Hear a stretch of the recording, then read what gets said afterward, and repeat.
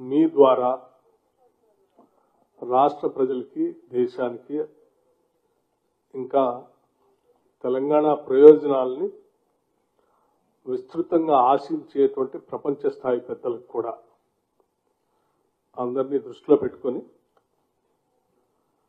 ఈ రాష్ట్రానికి భవిష్యత్తులో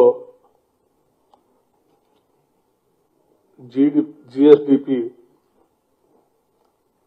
పెరగటానికి కావాల్సిన విధంగా రాష్ట్ర ప్రభుత్వం గౌరవ ముఖ్యమంత్రి రేవంత్ రెడ్డి గారి నాయకత్వంలో ఈ ప్రజాప్రభుత్వం యావత్ కేబినెట్ సహచరులందరూ కలిసి పెద్ద ఎత్తున కొన్ని ప్రణాళికలు తయారు చేయడం జరిగింది. ఆ ప్రణాళికలన్నీ కూడా ఈ రాష్ట్రం కేవలం ఈ దేశంలో ఉన్నటువంటి రాష్ట్రాలతోనే కాదు, ప్రపంచంలో అత్యంత అభివృద్ధి చెందినటువంటి దేశాలతో పోటీ పడే స్థాయిలో తెలంగాణకి బలమైనటువంటి పునాదులు వేస్తూ 2047 కల్లా $3 ట్రిలియన్ ఎకానమీగా తెలంగాణ రాష్ట్రాన్ని తీర్చిదిద్దాలనేటువంటి ఆలోచనతో ముందుకు పోతున్నటువంటి సమయం ఇది. దానికోసం వేస్తున్నటువంటి ప్రణాళికలు, రావాల్సినటువంటి పెట్టుబడులు, ఇక్కడ వ్యవస్థీకృతంగా ఏర్పడవలసినటువంటి వ్యవస్థలు, వీటన్నిటికీ అత్యంత అవసరమైనది ప్రధానంగా ఎనర్జీ. ఆ ఎనర్జీని కూడా ఆ స్థాయిలో ముందుగానే ప్రణాళికలు తయారు చేసుకొని సరిపోయే స్థాయిలో మనం అవగాహన చేసుకొని పునాదులు వేసుకుంటూ ముందుకు పోకపోతే అనుకున్న లక్ష్యాల్ని మనం చేరలేం. కాబట్టి అసలు మనం ఇప్పుడు ఎక్కడున్నాము, ఏ అవసరం ఉంది, ఎప్పుడు ఎక్కడి నుంచి ప్లాన్ చేసుకుంటే ఆ అవసరాన్ని రీచ్ అవుతాం అనేది ఎలక్ట్రిసిటీకి సంబంధించి, ఎనర్జీకి సంబంధించి కొంత స్పష్టమైనటువంటి అవగాహనని ట్రాన్స్పరెంట్ గా ఉండేటట్టుగా కేవలం రాష్ట్ర ప్రజలకే కాదు, నిందా కూడా చెప్పినట్టు ఈ రాష్ట్ర ప్రయోజనాలను విస్తృతంగా ఆశించి ఆశీర్వదించేటువంటి దేశ స్థాయిలో ఉన్నటువంటి అందరికీ, ప్రపంచ స్థాయిలో ఉన్నటువంటి అందరికి కూడా ఈ విషయాలన్నీ అవగాహన చేయాలనేటువంటి ఆలోచనతోనే ఈ పవర్ పాయింట్ ప్రజెంటేషన్ ని ఈరోజు మీ ద్వారా వారందరికీ తెలియడం కోసం ఒక చిన్న ప్రయత్నం చేస్తా ఉన్నాం. ముఖ్యంగా why power is important. Power a development సంబంధించినటువంటి ఎకానమీ అయినా పూర్తి స్థాయిలో అభివృద్ధి చెందాలి అంటే అన్ని సెక్టార్స్ అనుకున్న స్థాయిలో అభివృద్ధి చెందాలి. ఉదాహరణకి మ్యానుఫ్యాక్చరింగ్ సెక్టర్ కానీ, సర్వీస్ సెక్టర్ కానీ, అగ్రికల్చర్ సెక్టర్ కానీ, ఉత్పత్తి రంగాలు. ఈ ఉత్పత్తి రంగాలు పెద్ద ఎత్తున అభివృద్ధి చెందితేనే వాటి ద్వారా ఉత్పత్తి భారీ స్థాయిలో పెరిగి రాష్ట్ర జిఎస్డిపికి ఉపయోగపడుతుంది. తద్వారా మన ఎకానమీ ఆశించిన స్థాయిలో ఎదుగుతుంది. వీటన్నిటి కూడా మ్యానుఫ్యాక్చరింగ్ సెక్టర్ కానీ, ఉదాహరణకి industries, business, services, technological, robotics, smart devices, ఆ సర్వీస్ సెక్టర్లో infrastructure, hospitals, transportation, water supply, అట్లాగే అగ్రికల్చర్ సంబంధించి వీటన్నిటికి కూడా పవర్ అనేది అత్యంత ప్రధానమైనటువంటి అంశం. ప్రతి ఉత్పత్తి రంగానికి ఎనర్జీ పవర్ అందిస్తే తప్ప ఉత్పత్తి రాదు. సో దానికోసమే మనం ఆలోచన చేయాలి. ఇప్పుడు ఈ కన్జంప్షన్ ఆఫ్ కంపారిజన్ తీసుకుంటే ప్రపంచంలో మనం తెలంగాణని ప్రపంచ స్థాయిలో ఉన్నటువంటి నగరాలతో అభివృద్ధి చెందాలని ఆశిస్తున్నాం. కాబట్టి దాని కన్జంప్షన్ ఎట్లా ఉంది, మంది ఎట్లా ఉంది కూడా ఒకసారి మనం అందరం తెలుసుకోవాలి. ఉదాహరణకు యునైటెడ్ స్టేట్స్ తీసుకుంటే పర్ క్యాపిటా ఎనర్జీ కన్జంప్షన్ బాగా అభివృద్ధి చెందినటువంటి భూతల స్వర్గం అని మనం చెప్పుకుంటాం. దాంతో మనం పోటీ పడటం కోసం ప్రయత్నం చేస్తున్నాం. 12,551 యూనిట్స్ అక్కడ యుఎస్ లో ఉంటే, జపాన్ లో 7,655, China 6,524, Germany 5,904, Telangana 2,349. Though it is slightly above average of India, but United States 12,000, Japan 7,000 change, China, Germany, ఇటువంటి దేశాలతో మనం పోటీ పడటం కోసం ప్రయత్నం చేస్తా ఉన్నాం. ఈ 2,349 ఈ స్థాయిలో పోవటానికి పెంచుకోవాల్సినటువంటి అవసరం కూడా ఉంది. పవర్ డిమాండ్ ప్రొజెక్షన్స్, సరే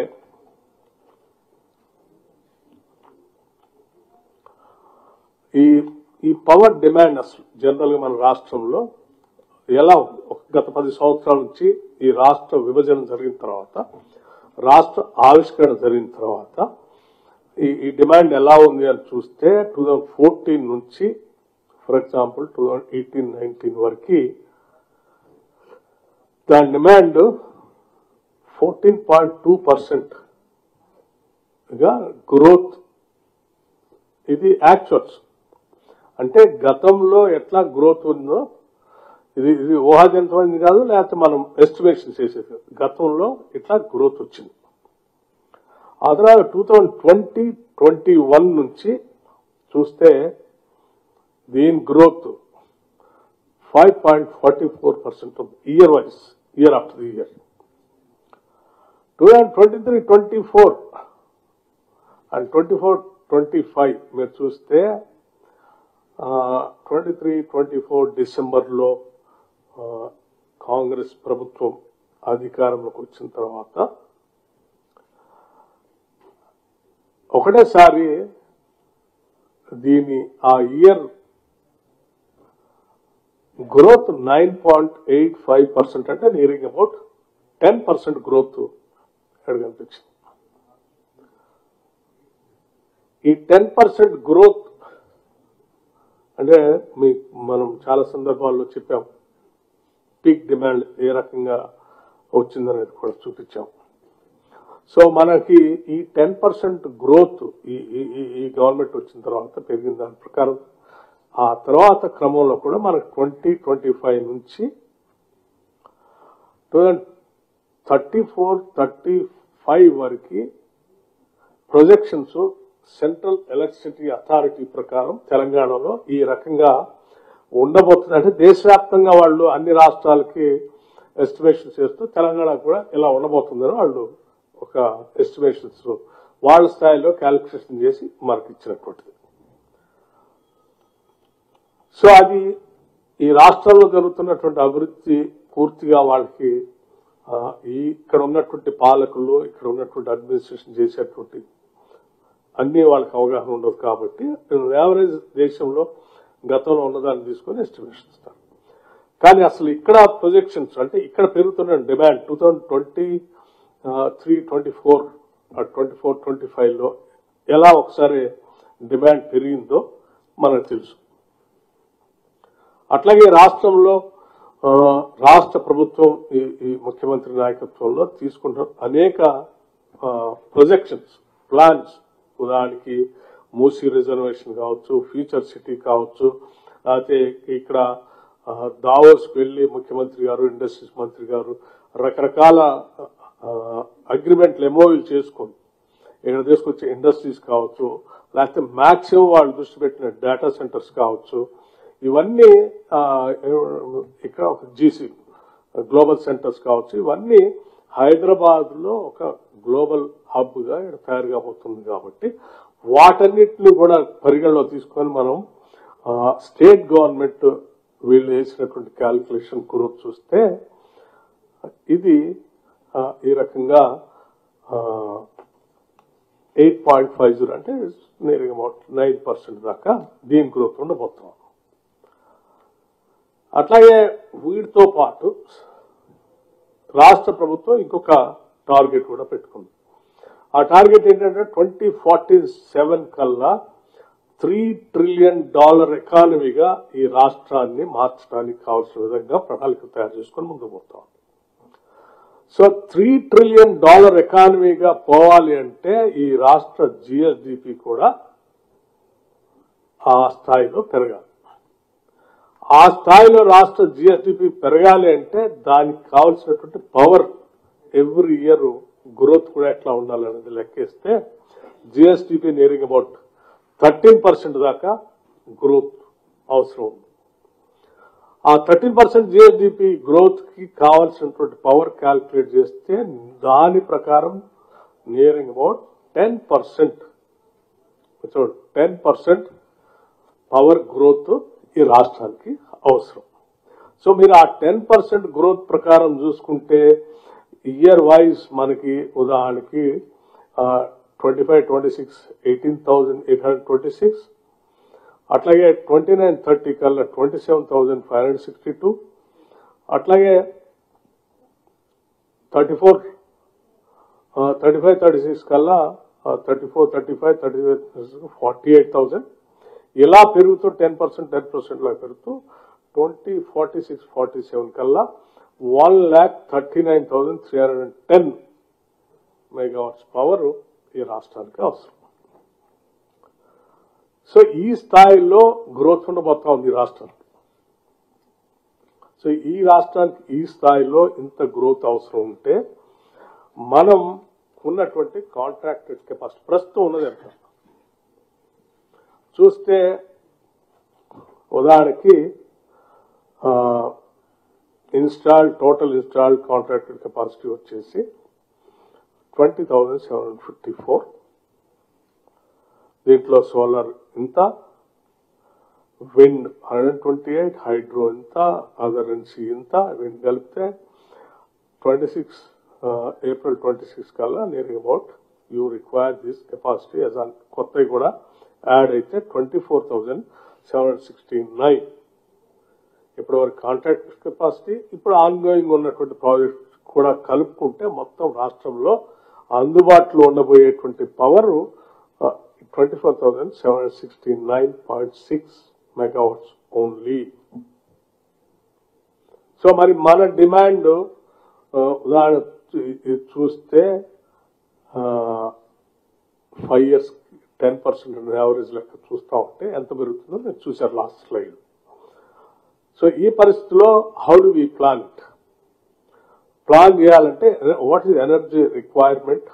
సరే, ఇప్పుడు ఆ గ్రోత్ ప్రకారం energy requirement as per Central Electricity Authority ప్రకారం చూసుకుంటే 25-26 కి మనం -3,504 మిలియన్ యూనిట్స్ లో మైనస్ లో ఉండబోతా ఉన్నాం. 26-27 కల్లా 28-39 కల్లా -2,405 మిలియన్ యూనిట్స్ మైనస్ లో ఉండబోతా ఉన్నాం. అట్లాగే 34-35 కల్లా -27,656 మిలియన్ యూనిట్స్ పవర్ డెఫిసిట్ లో ఈ రాష్ట్రం ఉండబోతా ఉంది. సో ఇంత డెఫిసిట్ ఉన్నప్పుడు మనం అనుకున్నటువంటి లక్ష్యాలని దానికి కావాల్సిన పవర్ ని ఆ టైంకి అందించకపోతే ప్లాన్ చేసుకోలేకపోతే మనం డెఫినెట్ గా అనేక రకాలైనటువంటి ఇబ్బందులు ఎదుర్కోవాల్సి వస్తుంది. Energy requirement as per bottom up అదేమో సెంట్రల్ ఎలక్ట్రిసిటీ అథారిటీ ప్రకారం ఇంత మైనస్ లో ఉండబోతున్నాం అని చెప్పాం. కానీ దానికంటే ఎక్కువగా ఇక్కడ రాష్ట్రంలో జరుగుతున్నటువంటి ప్రోగ్రెస్, ఈ ఇండస్ట్రియల్ గ్రోత్, లేకపోతే క్లస్టర్స్, రేపొద్దున వచ్చే ఫ్యూచర్ సిటీ, లేకపోతే ఆ పైన వచ్చేటువంటి RRR regional ring road, outer ring road కి రీజనల్ రింగ్ రోడ్ కి మధ్యలో వచ్చేటువంటి 39 radial roads, each radial roads మధ్యలో వచ్చేటువంటి అనేక రకాలైన క్లస్టర్స్, అది ఫార్మా కావచ్చు, టెక్స్టైల్ కావచ్చు, ఐటీ హబ్ కావచ్చు, రకరకాల క్లస్టర్స్ కు వచ్చేటువంటి డిమాండ్ ని ఈ రాష్ట్రం ఎస్టిమేషన్ ప్రకారం చూస్తే 25-26 కల్లా -7,163 మైనస్ ఉండబోతా ఉన్నాం. ఈ 29-30 కల్లా -9,734 మిలియన్ యూనిట్స్ మైనస్ లో ఉండబోతా ఉన్నాం. 34-35 కల్లా -62,656 మైనస్ లో ఉండబోతుంది. ఈ షార్టేజ్ ఉండబోతుంది. దీన్ని అట్లాగే 3 trillion ఎకానమీ ప్రకారం ఒకవేళ ఎవ్రీ ఇయర్ 10% గ్రోత్ ఉండాలి కాబట్టి దాని ప్రకారం చూస్తే 25-26 కల్లా -163 మిలియన్ యూనిట్స్ తక్కువలో ఉన్నాం. 29-30 కల్లా -17,193 తక్కువలో ఉన్నాం. 34-35 కల్లా -86,990 మిలియన్ యూనిట్స్ డెఫిసిట్ లో ఉన్నాం. సో వీటన్నిటిని అధిగమించాల్సిన అవసరం కూడా ఉంది. అట్లాగే ఇప్పుడు energy, green energy, why green energy. So ఇది ఒకటే పవర్ రాష్ట్రం మనకు ఎంత కావాలని చెప్పుకున్నాం. అందులో అసలు గ్రీన్ ఎనర్జీ కూడా మళ్ళీ ఎందుకు అనేది కూడా ఈరోజు చాలా చోట్ల చర్చ జరుగుతుంది. అందరికి తెలియాల్సినటువంటి అవసరం కూడా ఉంది. ఈ ఎనర్జీ దీనికి సంబంధించి రకరకాలైనటువంటి ఆలోచనలు, సోలార్ కానీ, విండ్ కానీ, హైడల్ కానీ, ఇవన్నీ గ్రీన్ ఎనర్జీగా అనుకుంటాం. ఇవన్నీ దీనివల్ల వచ్చేటువంటి అడ్వాంటేజెస్ ఫాజిల్ ఫ్యూయల్స్ మీద మనం అంటే ఉదాహరణ థర్మల్ పవర్ లాంటి వాటి మీద ఆధారపడకుండా తగ్గించుకోవటం, గ్రీన్ హౌస్ గ్యాస్ ఎమిషన్స్ ని లేకుండా చేసుకోవటం, క్లైమేట్ చేంజెస్ లేకుండా చేసుకోవడం, రెడ్యూస్ ఎనర్జీ కాస్ట్ కూడా తగ్గించుకోవటం కావాలి, protects the environment by reducing mining, makes future energy demand in an eco friendly way. So వీటన్నిటి దృష్ట్యా గ్రీన్ ఎనర్జీ కావాల్సిన అవసరం ఉందని మనం కాదు, ప్రపంచం గుర్తించి వీటన్నిటిని కండిషన్ పెడతాం. సో గ్రీన్ ఎనర్జీ దీనికి ప్రపంచం ఎందుకు కండిషన్ పెడతానంటే ప్యారిస్ లో ఒక అగ్రిమెంట్ జరిగింది. ఈ క్లైమేట్ చేంజ్ వల్ల ప్రపంచవ్యాప్తంగా వస్తున్నటువంటి దుష్పరిణామాలతో సమాజానికి పెద్ద పెను ప్రమాదం ముంచుకొస్తుంది. కాబట్టి అభివృద్ధి చెందిన దేశాలతో పాటు అభివృద్ధి చెందుతున్న దేశాలతో కూడా కలుపుకొని అందరూ కలిపి ఒక అగ్రిమెంట్ చేసుకున్నారు. ఆ అగ్రిమెంటే ప్యారిస్ లో జరిగినటువంటి అగ్రిమెంట్ ప్రకారం టార్గెట్స్ ఏం పెట్టుకున్నారంటే 50% of electricity capacity should be from non fossil based energy sources by 2030. అంటే మనం వాడేటువంటి టోటల్ ఎనర్జీలో, ఎలక్ట్రిసిటీలో ఒక 50% కంపల్సరీ గ్రీన్ ఎనర్జీ ఉండాలనేది ఒక బైండింగ్ ఫ్యాక్టర్ లాగా అగ్రిమెంట్ చేసుకున్నాం. ఇది 2070 కల్లా అసలు పూర్తిగా నెట్ జీరో చేయాలని చెప్పారు.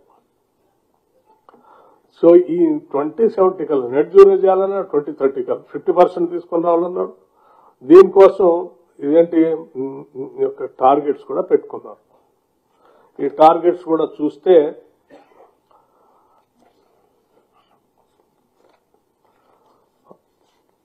'24-25 కల్లా 29.90%, 25-36 కల్లా 33% ఉండాలి, 26-27 కల్లా 35% రీచ్ కావాలి, 27 కల్లా 38.81%, 28-29 కల్లా 41%, 29-30 కల్లా 43.33% రీచ్ కావాలని చెప్తా ఉన్నారు. ఈ రీచ్ అనే క్రమంలో మనం సీరియస్ గా ప్లాన్ చేసుకోకపోతే దీన్ని రీచ్ కావటం కూడా చాలా ఇబ్బంది అనేది కూడా మన ముందు ఉన్నటువంటి ప్రధానమైన లక్ష్యం. లేకపోతే ఈ RPO compliance, renewable purchase obligation ఏంటి? ఈ రెన్యూవబుల్ ఆబ్లిగేషన్ సంబంధించి కొన్ని కంపల్సరీ చెప్పినటువంటి అంశాలపైన ఈ టార్గెట్స్ కూడా year wise central Electricity authority వాళ్ళు పెట్టారు. దాని ప్రకారం రిక్వైర్డ్ సోలార్ పవర్ 25-26 కల్లా 6,658 కావాలి, 27 కల్లా ఎంత కావాలి, 29-30 కల్లా 16,625 కావాలి. మీకు మన దగ్గర ఎంత ఉందో గ్రీన్ ఎనర్జీ మీకు ముందు స్లైడ్ లో చూపించే స్టార్టింగ్ లో. అట్లాగే 34-35 కల్లా 28,370 కావాలి. ఈ ఆబ్లిగేషన్ ప్రకారం, ఈ ఆర్పిఓ కాంప్లియన్స్ స్టేటస్ ప్రకారం సెంట్రల్ ఎలక్ట్రిసిటీ అథారిటీ వాళ్ళు పెట్టినటువంటి ఆలోచన ప్రకారం. అట్లాగే అది సెంట్రల్ ఎలక్ట్రిసిటీ అథారిటీ వాళ్ళు చెప్పిన దాని ప్రకారం. అదే రాష్ట్ర లో ఉన్నటువంటి అవసరాల ప్రకారం స్టేట్ గవర్నమెంట్ ఇచ్చినటువంటి ఎస్టిమేషన్స్ ప్రకారం జరుగుతున్న గ్రోత్ ప్రకారం చూస్తే 25-26 కల్లా 7,285 కావాలి. సప్లై అండ్ డెఫిషియట్ చూస్తే మీకు కనిపిస్తా ఉంది 14,039 మెగావాట్స్ మైనస్ లో ఉన్నాం. 29-30 కల్లా 36,152 మైనస్ లో ఉన్నాం. అట్లాగే 34-35 కల్లా supply deficit million units 72,350 million units deficit లో ఉన్నాం. దీనికి సోలార్ ఎక్విప్మెంట్ కెపాసిటీ అంటే 37,542 మెగావాట్స్. అట్లాగే RPO complaint status as per 3 trillion growth ప్రకారం చూస్తే ఇప్పుడే మనం 3 చూస్తా ఉన్నాం. సెంట్రల్ ఎలక్ట్రిసిటీ అథారిటీ ప్రకారం చూస్తే ఎంత అవసరం ఉందో చూస్తున్నా, స్టేట్ గ్రోత్ ప్రకారం చూస్తే ఎంత చూస్తా ఉన్నాం, యావరేజ్ ఇప్పుడు జరుగుతున్న స్టేట్ గ్రోత్ అది కాకుండా 2047 కల్లా 3 ట్రిలియన్ గ్రోత్ ప్రకారం చూస్తే ఎంత గ్యాప్ లో ఉన్నాం అనేది 3 చూస్తా ఉన్నాం. ఈ మూడిట్లో 25-26 లో ఈ $3 ట్రిలియన్ ప్రకారం చూస్తే 14,039 మిలియన్ యూనిట్స్ అవసరం ఉంది, మైనస్ లో ఉన్నాం. 29-30 కల్లా 39,384, 34-35 కల్లా మైనస్ 84,639, అంటే అప్పటికల్లా 46,918 మెగావాట్స్ పవర్ కెపాసిటీ అవసరం. ఈ capacity addition plan as given. Battery storage అనేది కొంత అంటే స్టోరేజ్ దాంట్లో అవర్స్ లెక్క మెగావాట్ పవర్ ఇన్ని గంటలు స్టోరేజ్ చేసుకుంటే గంట కింద ఛార్జ్ చేసేటువంటి విధానం అందుబాటులోకి వచ్చింది. సో దానికి ఆ బ్యాటరీ స్టోరేజ్ బ్యాటరీ కాస్ట్ ఇప్పటికి కూడా ఎక్కువగా ఉంది కాబట్టి ఆ స్టోరేజ్ పెట్టడానికి ఎవరు ముందుకు రావట్లేదు కాబట్టి గవర్నమెంట్ ఆఫ్ ఇండియా వాళ్ళు ఏం చేశారంటే దీన్ని ఎంకరేజ్ చేయకపోతే సోలార్ ద్వారా ఉత్పత్తి అయ్యేటువంటి పవర్ ని నైట్ పీక్ అవర్స్ లో వాడుకోవడానికి ఒక వ్యవస్థ అలవాటు చేయాలి, దీన్ని ఎంకరేజ్ చేయాలనేటువంటి గ్రీన్ పవర్ ని ఎంకరేజ్ చేయాలనే ఆలోచనతో వైబిలిటీ గ్యాప్ ఫండ్ అని అన్ని రాష్ట్రాలకు ఇస్తూ మన రాష్ట్రానికి కూడా 1,500 మెగావాట్ పవర్ కి బ్యాటరీ స్టోరేజ్ ని వైబిలిటీ గ్యాప్ ఫండ్ మన రాష్ట్రానికి కూడా ఇచ్చి మీరు టెండర్ పిలిచి ఎట్టి పరిస్థితుల్లో మీరు చేయాల్సిందే అని మనకి వైబిలిటీ గ్యాప్ ఫండ్ ఇచ్చారు మిగతా రాష్ట్రాలతో పాటు. సో దానికి సంబంధించి ఇది బ్యాటరీ స్టోరేజ్. ఇప్పుడు మనం ఒక 1,500 బ్యాటరీ స్టోరేజ్ కి గవర్నమెంట్ ఆఫ్ ఇండియా డైరెక్షన్ ప్రకారం వాళ్ళు ఇచ్చినటువంటి వైబిలిటీ గ్యాప్ ఫండ్ తో ఒక టెండర్ పిలిచారు. It's in the process I think. ఇక రెండోది పంప్ స్టోరేజ్. పంప్ స్టోరేజ్ ఏంటంటే పైన ఒక చెరువు కింద ఒక చెరువు. ఉదయం సోలార్ నుంచి పవర్ వస్తే ఆ పవర్ తో కిందలో చెరువులో ఉన్న నీళ్ళన్నీ పైకి పంప్ చేసి ఆ పైన చెరువులో ఉన్న నీళ్ళని అట్లే పెట్టుకొని రాత్రి పీక్ అవర్స్ వచ్చినప్పుడు ఆ నీళ్ళని కిందికి వదిలితే మధ్యలో ఉన్నటువంటి పంప్స్ తో అది పవర్ జనరేట్ అయ్యి నైట్ కూడా మనకి హైడల్ పవర్ అందుబాటులోకి వచ్చినట్టు దీన్ని పంప్ స్టోరేజ్ అంటారు. అంటే పగల అందుబాటులో ఉన్న తక్కువ ధరతో సోలార్ తో నీళ్ళని పైకి పంపించడం, రాత్రిపూట పీక్ డిమాండ్ ఉన్నప్పుడు ఆ పైన చెరువులో ఉన్న నీళ్ళని కింది చెరువులో వదులుతూ మధ్యలో ఉన్నటువంటి పంప్స్ ఈ రొటేట్ పవర్ జనరేట్ కావడం. సో ఇది ఈరోజు పెద్ద ఎత్తున దేశంలో ఒక నూతన పంప్ స్టోరేజ్ అని తీసుకుని వచ్చి దీంతో ఏంటంటే అష్యూర్డ్ పవర్ అందుబాటులో రావడానికి అవకాశం ఉంది. బ్యాటరీ స్టోరేజ్ 4 to 5 అవర్స్ ఉన్న ఈ పంప్ స్టోరేజ్ దాంట్లో దాని కెపాసిటీని బట్టి నీళ్ల కెపాసిటీని బట్టి చెరువు కెపాసిటీని బట్టి ఎన్ని గంటలైనా పెంచుకోవడానికి అవకాశం ఉన్నటువంటి వ్యవస్థ. దీనికి మోస్ట్ సూటబుల్ రాష్ట్రాలు ఈ దేశంలో ఏమున్నాయంటే Telangana is one of the most suitable state. ఎందుకంటే ఇక్కడ కొండలు గుట్టలు ఎత్తులు పల్లాలు ఎక్కువగా ఉన్నాయి. అటు ఇటు 2 నదులు జీవనదులు ఉన్నాయి.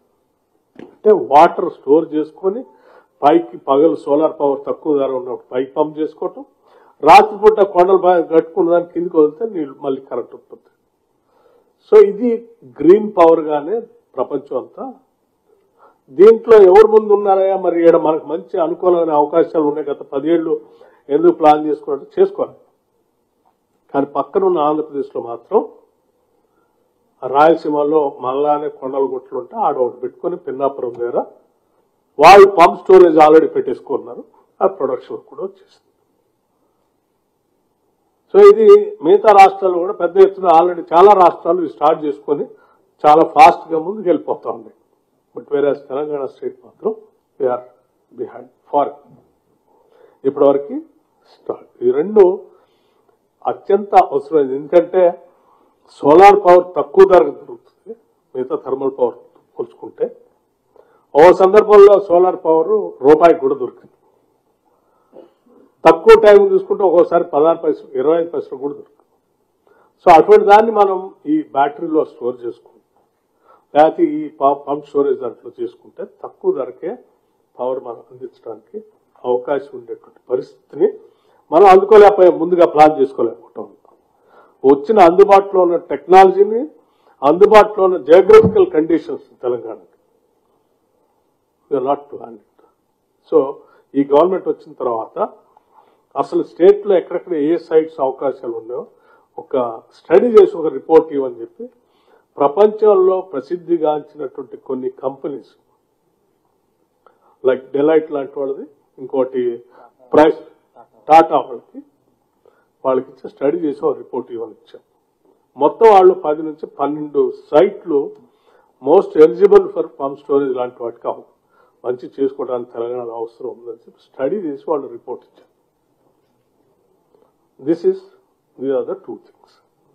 లేకపోతే ఎనర్జీ స్టోరేజ్ అడిషన్స్ ఏంటి సెంట్రల్ ఎలక్ట్రిసిటీ అథారిటీ ప్రకారం అవసరం ఉన్నది, ఎంత అవసరం ఉందనేది కూడా స్పష్టంగా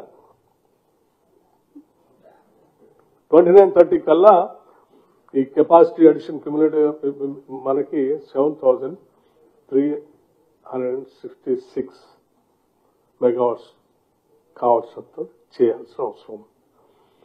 3 ట్రిలియన్ దానికోసం లెక్కేసుకుంటే 29-30 కల్లా 10,259 మెగావాట్స్ పవర్ సంబంధించినటువంటి స్టోరేజ్ ని 29-30 కల్లా ప్లాన్ చేసుకోవాలి.